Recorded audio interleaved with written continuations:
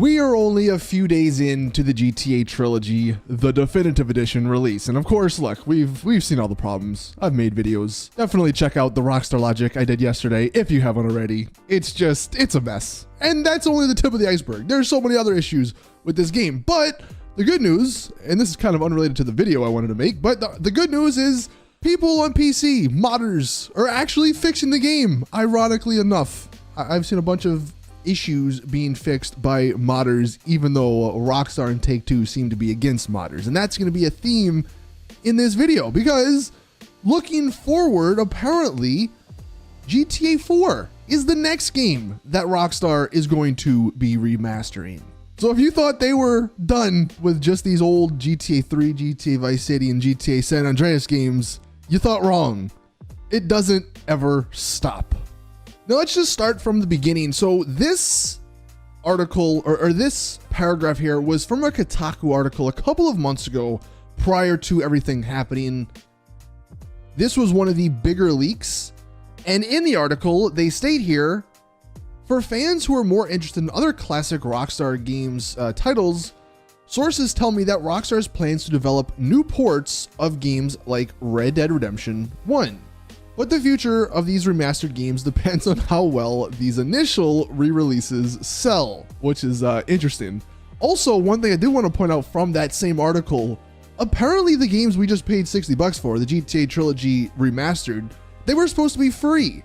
So originally it was planned that all of these games, these 3 remastered titles, were actually going to be sort of a thank you gift, a bonus from Rockstar if you purchased the GTA 5 Enhanced and Expanded. But they state here, plans changed, and of course, they made them $60. So it makes a lot more sense now. We were gonna get those games for free, and all the issues, I mean, I would have been happy if we got those games for free, even with all those issues. But greed got Rockstar and Take-Two, and they wanted to launch them for $60, and we all know how it turned out.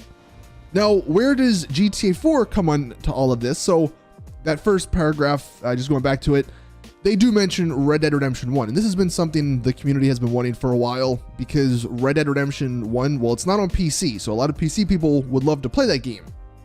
And this is one of the biggest, reputable places, Kotaku, stating that a Red Dead Redemption port or remaster is in development. Well, fast forward to a couple of days ago, an industry insider, Ralph's Valve here, claimed that GTA 4 is going to receive a remaster in 2023.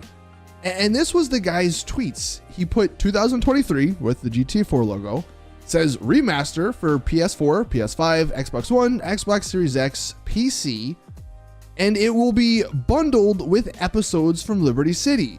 And it will also launch without multiplayer, so it's just going to be the single player game.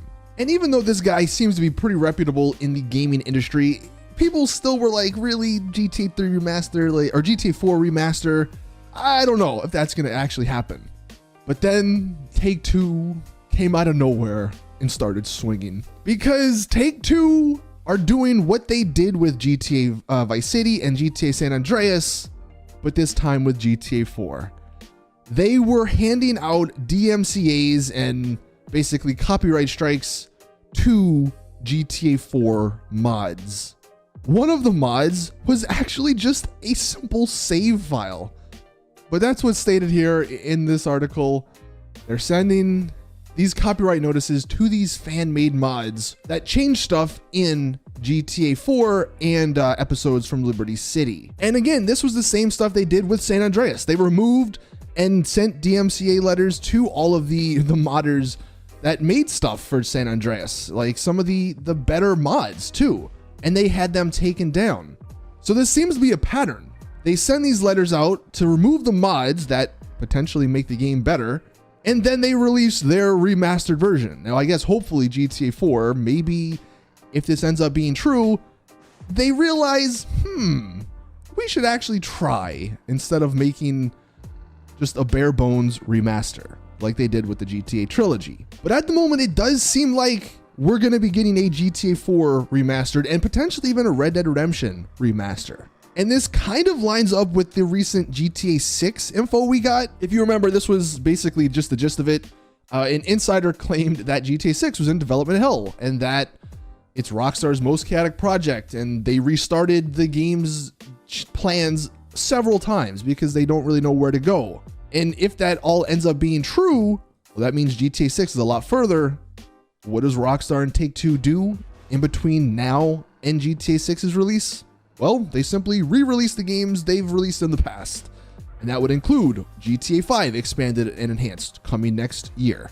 That would probably include Red Dead Redemption 1 coming out either at the end of next year or maybe 2023.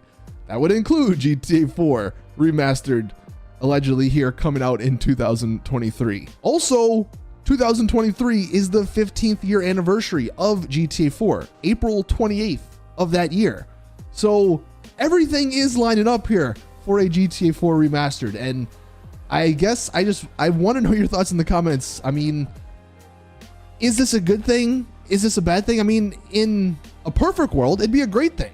Getting an updated game with better, movement and stuff and better textures, 4K, 60 FPS. But we all know that's not exactly how it turned out with the GTA trilogy. This is a meme I seen. Hopefully GTA 4 Definitive Edition does not look like this. Nico, what did they do to you, man? But of course, this is, I guess, just some speculation. Take it with a grain of salt. Like in that first paragraph, they did state that the future of these other remastered games depends on how well the GTA trilogy sells. And it might have sold well, but it certainly wasn't received well. So we'll see maybe if that changes any of these plans from Rockstar. But it is interesting to say the least, and everything is checking out. Rockstar and Take-Two doing what they're doing with removing these mods from these older games, all of the other leaks regarding GTA 6 and stuff. It all does make sense. Well, let me know your thoughts in the comment section down below.